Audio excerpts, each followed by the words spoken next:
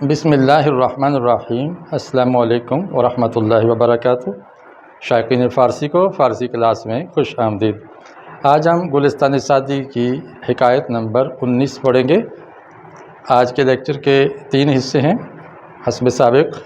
پہلے ہم حکایت کا ترجمہ کریں گے، اس کے بعد اس میں آنے والے مرکبات سیکھیں گے، اور نمبر 3 اس میں آنے والے افعال کے مصدر اور مضارع جانیں گے۔ تو آئیے سب سے پہلے ہم ترجمہ کرتے ہیں اور اس سے اخلاقی سبق بھی لیتے ہیں۔ خلاصہ اس کا یہ ہے کہ ایک بادشاہ کو اپنے والد کی میراث میں بڑی جائیداد ملی، تو اس نے لوگوں پر، سپاہیوں پر، عوام پر بے دریغ خرچ کرنا شروع کیا۔ اس کے ایک مشیر نے مشورہ دیا کہ آپ ایسے ہی مال تقسیم نہ کریں بلکہ سنبھال کے رکھیں تاکہ مشکل وقت میں کام آئے، لیکن بادشاہ نے اس کو ناپسند کیا اور کہا کہ میں تو بانٹوں گا، میں سانپ بن کر مقرر نہیں کیا گیا خزانے پہ، بلکہ بادشاہ بنا کے تقسیم کرنے کے لیے مقرر کیا گیا ہے۔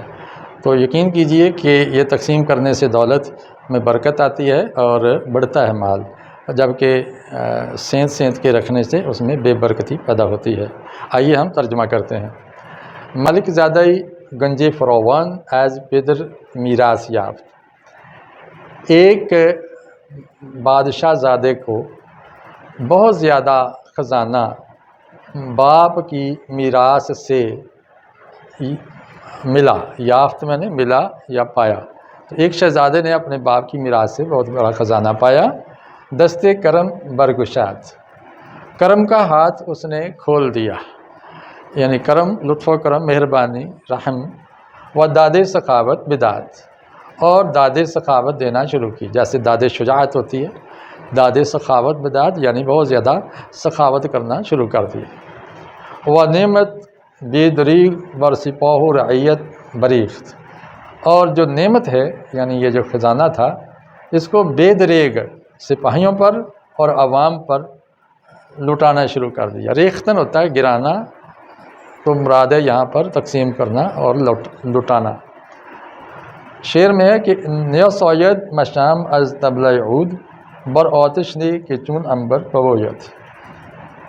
ذہن کو مشام کہتے ہیں، دل و دماغ اور ذہن کو آرام نہیں پہنچتا، نیا سوید آسودگی نہیں ملتی، آرام نہیں پہنچتا، از طبلہ عود لکڑی کا طبلہ بجا کے۔ عود کی ایک لکڑی ہے، خوشبودار لکڑی ہے، اس کو جلانے سے خوشبو آتی ہے۔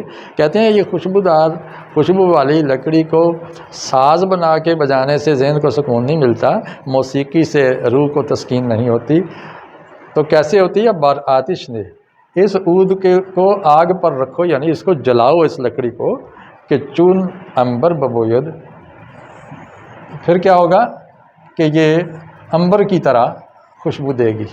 یہ عود لکڑی عنبر کی طرح خوشبو دے گی۔ یہ عنبر ایک خوشبو کا نام ہے جو بہت پیاری ہوتی ہے، اس لیے آپ جیسے لکڑی کو جلائیں تو خوشبو دے گی، اسی طرح دولت کو بانٹیں گے تو آپ کو سکون ملے گا۔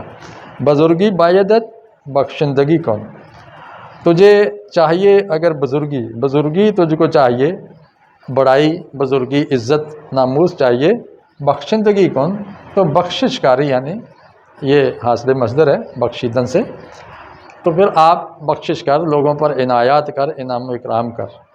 کہ دونوں تا نیفشانی، اگر دانے کو جب تک نہیں بکھیریں گے، افشانیدن ہوتا ہے بکھیرنا، افشاندن، تو اگر آپ دانے کو بکھیریں گے نہیں، نہ روید، تو وہ اگے گا نہیں۔ آپ دانے کو پوٹلی میں باندھ کے رکھیں گے تو کیسے اگے گا، کیسے فصل بنے گی، اور نئے دانے کیسے ملیں گے؟ اب اس لیے دانے کو آپ بوئیں، بکھیریں، تو وہ فراواں اور زیادہ ہو جائیں گے۔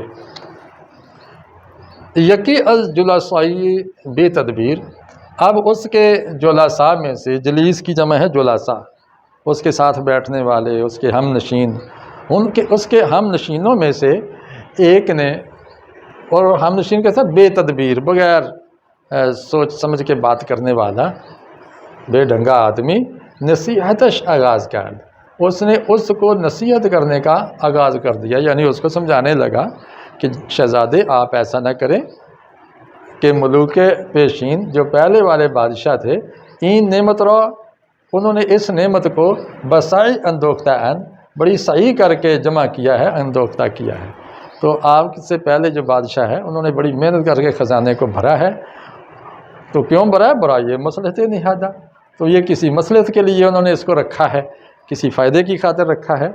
دست ازین حرکت کوتاہ کن، اس حرکت سے ہاتھ کو کوتاہ کن، کوتاہ کر یعنی پیچھے ہٹا دے، کم کر دے، ذرا ہاتھ، پنجابی میں کہتے ہاتھا ہلا رکھو، یعنی آپ یہ خزانہ بے دریغ ایسے ہی لوگوں میں تقسیم نہ کرتے جائیں کہ واقعہ در پیشت و دشمنان از پس، کیوں کہ بہت سے جو واقعات ہیں، حوادث ہیں، حادثات ہیں، وہ تیرے سامنے موجود ہیں، آنے والے ہیں، تجھے بہت سارے حوادثات پیش آنے والے ہیں، و دشمنان از پس، اور پیچھے سے دشمنوں کی بھی یلغار ہونے والی ہے۔ تو آپ دشمنوں کو بھی دیکھیں اور آنے والے کڑے وقت کو بھی دیکھیں اور بڑی مصلحت سے کام لیں، ابھی آپ خزانے کو تقسیم نہ فرمائیں۔ نباید کے وقت حاجت پر فرومانی، نہیں چاہیے کہ ضرورت کے وقت حاجت، ضرورت کے وقت فرومانی، تو فرو ہو کے بیٹھ جائے، کم ہو کے بیٹھ جائے، عاجز آ جائے اور تھک ہار کے بیٹھ جائے کہ خزانہ خالی ہے، اب ہم جنگی ضرورتیں کیسے پوری کریں۔ تو اس لیے آپ ذرا مہربانی فرمائیں، ہاتھ تنگ رکھیں۔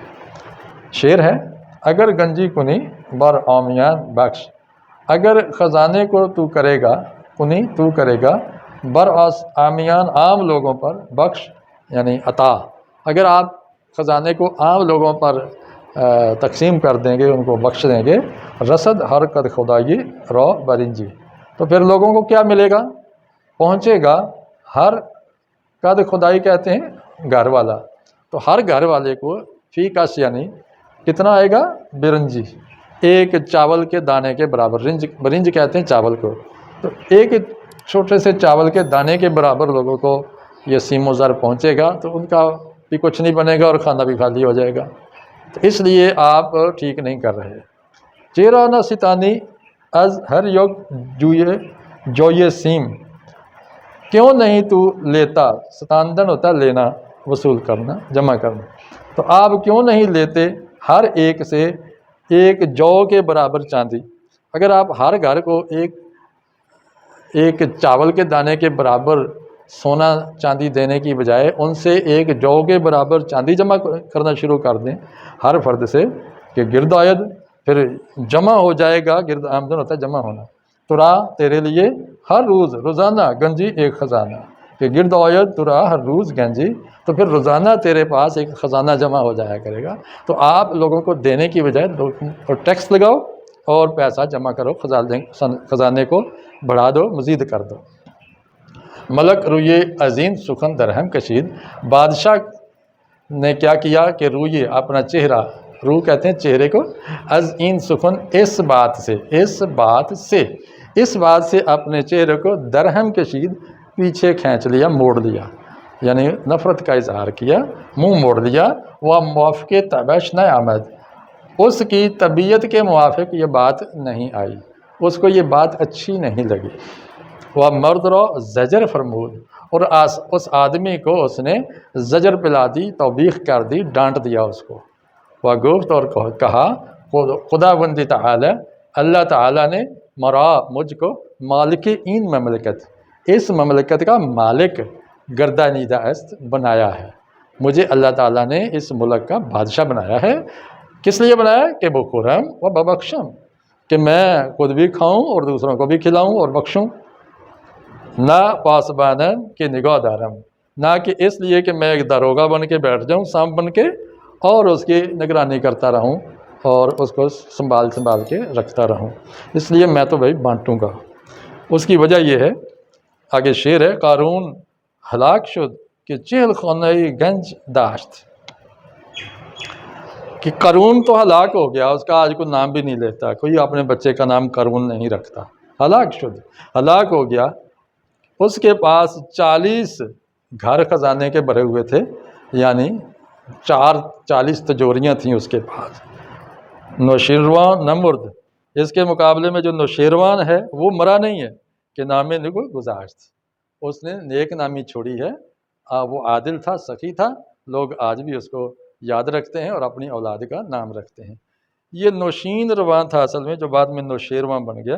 کہتے ہیں کہ یہ جب پیدا ہوا تو اس کے باپ نے بہت خوب شراب لٹائی تھی اور لوگوں کو حکم دیا تھا کہ خوب آپ بھر بھر کے جام پیو، آج خوشی کا دن ہے، مجھے رب نے بیٹا دیا۔ اس وجہ سے اس کا نام نوشین رواں بن گیا، پھر تبدیل ہو کے نوشیرواں بن گیا۔ تو یہ ہے حکایت جس سے ہمیں سبق ملتا ہے کہ ہمیں تقسیم کرنا چاہیے۔ رسول اکرم صلی اللہ علیہ وسلم کی بھی یہی سنت تھی۔ اب ہم آتے ہیں کہ اس میں جو مرکب آئے ہیں وہ کیسے ہیں۔ میں نے پچھلے لیکچر میں بتایا تھا کہ دو لفظوں کو جوڑنے کے لیے کیا طریقہ ہے۔ تو وہ 3 ٹانکے ہیں، ایک یہ اور اوپر حمزہ لگا دیا جائے، اور ایک ہے کہ حمزہ اور زیر لگا دی جائے، ایک ہے کہ زیر لگا دی جائے۔ حمزہ یہ کب لگے گی؟ جب پیچھے الف ہوگا یا واو ہوگا۔ تو واو یا الف والے لفظ کو آگے ملانا ہو تو یہ اور حمزہ لگائیں گے۔ آج کل بڑی یہ کی بجائے چھوٹی یہ لکھی جاتی ہے۔ نمبر 2 یہ ہے کہ اگر خاموش ہے آ جائے، ایسی ہے جو لکھی تو جائے پڑھی نہ جائے، ایسی کو ہائے مختفی کہتے ہیں، اور جو ہاں پڑھی جاتی ہے اس کو ہائے حوض کہتے ہیں۔ جیسے ماہ، جس میں ہے پڑھی جا رہی ہے، چاہ اس کے اندر ہے پڑھی جا رہی ہے، لیکن پروانہ، دیوانہ، طبلہ، دہندہ، ترندہ، چرندہ اس کے اندر ہے پڑھی نہیں جا رہی، صرف زبر کا فائدہ دے رہی ہے، اس کو ہائے مختفی کہتے ہیں۔ اس کو آگے جوڑنا ہو تو اس کے اوپر حمزہ اور نیچے زیر لگا دیتے ہیں۔ اور اگر ان 3 حرفوں کے علاوہ الف، واو، ہے کے علاوہ، ہائے مختفی کے علاوہ کوئی حرف آ جائے اس کو آگے جوڑنا ہو تو پھر صرف زیر لگا دیتے ہیں۔ اب آپ کو میں بتانا چاہتا ہوں کہ جب اس طرح کے ٹانکے لگے ہوں کسی مرکب کے اندر تو وہ 2 مرکبات میں سے کوئی ایک قسم میں آتا ہے، یا وہ مرکب توصیفی ہوگا یا وہ مرکب اضافی ہوگا، اور کوئی مرکب نہیں ہوگا۔ مرکبات اور بھی ہیں نا، عطفی ہے، عددی ہے، اشاری ہے، جاری ہے، کئی طرح کے مرکبات ہیں، لیکن ایک مرکب توصیف اور ایک اضافی۔ تو یہ اس ٹانکے والا مرکب یا مرکب توصیفی ہوگا یا اضافی ہوگا۔ اب کیسے پتہ چلے گا کہ یہ توصیفی ہے اضافی ہے؟ ٹانکا تو ایک طرح کا، لکھنے میں تو ایک طرح آ رہا ہے، تو ہم دیکھیں کہ اس کے اندر دوسرا لفظ کوئی صفت، خوبی یا خامی کا مفہوم دے، اچھائی یا برائی کا پتہ دے۔ جیسے اس کے اندر آ رہا ہے گنجے فراواں بہت زیادہ خزانہ، تو زیادہ ہونا ایک خوبی ہے۔ نام نکو اچھا نام، اچھا ہونا، نیک ہونا ایک خوبی ہے۔ جو لاسائے بے تدبیر، بے تدبیر ساتھی، تو یہ بے تدبیر ہونا، بیوقوف ہونا یا ناسمجھ ہونا یہ ایک خامی ہے۔ ملوک پیشین، آنے والے گزرے ہوئے بادشاہ، تو پیش سامنے یعنی گزرے ہوئے یہاں مراد ہے، تو گزرا ہونا بھی ایک کیفیت حالت ہے۔ خداوند تعالی، اونچا خدا، تو یہ اونچا ہونا ایک خوبی ہے۔ تو اگر مرکب کے اندر خوبی یا خامی کا مفہوم ہے تو وہ مرکب توصیفی ہے، اگر خوبی خامی نہیں ہے تو وہ مرکب اضافی ہوگا۔ اور مرکب اضافی کے اندر ترجمہ کرتے ہوئے اردو میں کا، کے، کی آتا ہے، اور انگلش میں آف آتا ہے یا ایس اپوسٹرافی آتا ہے۔ اور معنوی طور پر اس میں یہ ہے کہ 2 لفظوں میں آپس میں جو رشتہ ہوتا ہے وہ ملکیت کا یا کوئی تعلق یا واسطہ ہوتا ہے، اس کا مفہوم دیتا ہے۔ جیسے آپ یہاں دیکھیں دستے کرم، کرم کا ہاتھ، یہاں کہا آ گیا۔ دادے سخاوت، سخاوت کی داد، سخاوت کی داد۔ طبلہ عود، لکڑی کا طبلہ، عود لکڑی کا طبلہ۔ نصیحتش، اس کی نصیحت۔ وقت حاجت، ضرورت کا وقت۔ موافق طبش، اس کی طبیعت کے موافق۔ طبعش، اس کی طبیعت۔ مالک این مملکت، اس مملکت کا مالک۔ اس میں کا، کے، کی آ رہا ہے، جبکہ ضمیر کے ساتھ جڑے پھر کا، کے، کی نہیں آتا، پھر را، رے، ری آتا ہے۔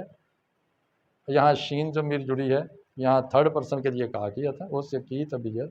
اگر کہنا کہ میری طبیعت، پھر تب آ جائے گا تب ہم، میری طبیعت، یہاں ری آ گیا۔ تو یہ ہے ان مرکبات کا آج کا سبق۔ اب تیسرا کالم ہے کہ اس میں جو فعل آئے ہیں اس کے مصدر اور مضارع آپ کو بتا دیا جائے۔ یافتن، پانا، یابد، پائے۔ برکشادن، کھولنا، برکشاد، کھولے۔ دادن، دینا، دہد، دے، دیتا ہے، دے گا۔ مضارع کا ترجمہ 3 طریقے سے ہم کر سکتے ہیں۔ ریختن، گرانا، ریزد، گرائے، گراتا ہے، گرائے گا۔ اسودن، آرام کرنا، اور آسائد، آرام کرے، سکون پائے گا، اور آسائش پاتا ہے، کوئی بھی معنی کر سکتے ہیں۔ بوئیدن، خوشبو دینا، بوید، خوشبو دے، دیتا ہے، دے گا۔ افشاندن، بکھیرنا، افشاند، بکھیرے، بکھیرتا ہے، بکھیرے گا۔ بخشیدن، بخشنا، بخشد، بخشے، بخشتا ہے، بخشے گا۔ کردن میں نے کرنا، کند کرتا ہے، کرے گا اور کرے۔ کشیدن کھینچنا، کشد کھینچے، کھینچتا ہے، کھینچے گا۔ رستن اگنا، روید اگے، اگتا ہے، اگے گا۔ اندوختن جمع کرنا، اندوزد جمع کرے، جمع کرتا ہے، جمع کرے گا۔ تو مضارع جو ہے وہ اپنا معنی بھی دے رہا، حال اور مستقبل کا بھی معنی دیتا ہے۔ نہادن رکھنا، نہاد رکھے، رکھتا ہے، رکھے گا۔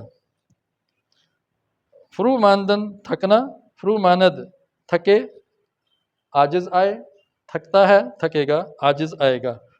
آمدن آنا، آید آئے، آتا ہے، آئے گا۔ تو اس عبارت سے میں نے افعال کے مصادر اور مضارع اور ان کے معنی بھی بتا دیے ہیں۔ امید ہے کہ آپ کو فائدہ ضرور ہوا ہوگا۔ اگر آپ کو فائدہ ہوا ہے تو کمنٹ میں ضرور بتائیے۔ ویڈیو پسند آئی ہے تو لائک کیجئے اور اس کو فروغ دیجئے، اس کے لیے شیئر کیجئے، اشتراک کیجئے تاکہ زیادہ سے زیادہ لوگ اس کو سیکھ سکیں۔ تو انشاءاللہ ایک اور حکایت ہم پڑھیں گے تو یہ 20 حکایتیں گلستان کی ہو جائیں گی۔ اس کے بعد ہم علامہ اقبال رحمہ اللہ کی شاعری پیام مشرق سے کچھ انتخاب پیش کریں گے، اس کے بھی 20 سبق آپ کو پڑھائیں گے انشاءاللہ۔ اللہ تعالیٰ صحت و سلامتی سے اور ایمان کی سلامتی کے ساتھ ہمیں پائندہ رکھے۔ زندہ صحبت باقی۔ السلام علیکم ورحمۃ اللہ وبرکاتہ۔